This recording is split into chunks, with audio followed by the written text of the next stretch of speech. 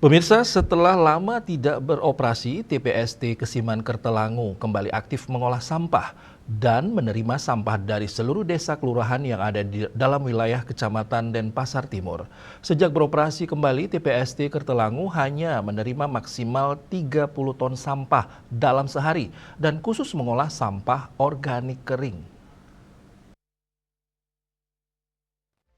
TPST Kesiman Kertelangu bertahap mulai beroperasi pasca di-stopnya sampah organik masuk ke TPA Suwung per 1 April 2026.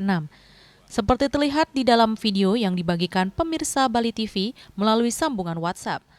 Petugas terlihat tengah melakukan proses pengolahan hingga pencacahan sampah.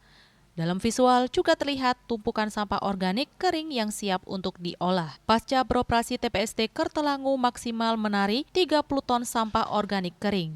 Untuk operasional dibagi menjadi 3 zona mulai dari jam 5 pagi hingga 11 malam. Sampah organik kering yang diterima TPST Kesiman meliputi sebagian besar wilayah Denpasar, khususnya seluruh desa, kelurahan yang ada dalam wilayah Kecamatan Denpasar Timur, salah satunya Desa Sumertekauh. Perbekal Desa Sumertekauh, Iwayan Sentana ditemui beberapa waktu lalu mengungkapkan khusus untuk Sumertekauh karena telah memiliki TPS diwajibkan untuk membawa sampah organik kering yang telah tercacah. Namun demikian pihaknya juga mengaku masih terkendala mesin pencacah dan mesin pengangkut sehingga pengiriman sampah ke TPST Kertelangu sedikit terlambat. Karena selama ini kita terkendala masih dalam tahap pengangkutan sampah. Karena di dalam komitmen kita membuang sampah organik, khususnya yang bisa dibuang ke TPS di Kertelangu itu sampah yang sudah terpilah. Nah kita pun instruksikan kepada pedagang dan kepada pihak pengelola sampah yang terutama petugas-petugas sampah itu biar sampah-sampah itu bisa dikelola, bisa dipisahkan, dipilah dengan baik. Dan juga sekarang sampah organik yang bisa akan dibuang ke TPA Kertelangu itu kondisinya harus tercacah juga. Nah ini juga menjadi kendala kita.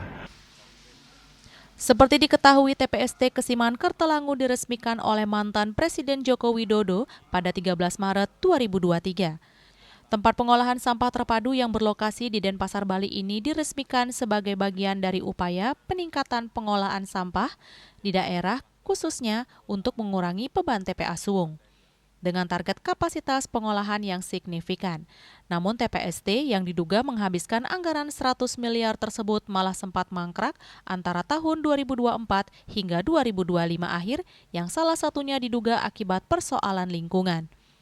Kini beroperasinya TPST Kertelangu diharapkan bisa menjadi angin segar bagi warga Denpasar yang beberapa minggu terakhir kebingungan membuang sampah organik pasca ditutupnya TPA Suwung untuk sampah organik.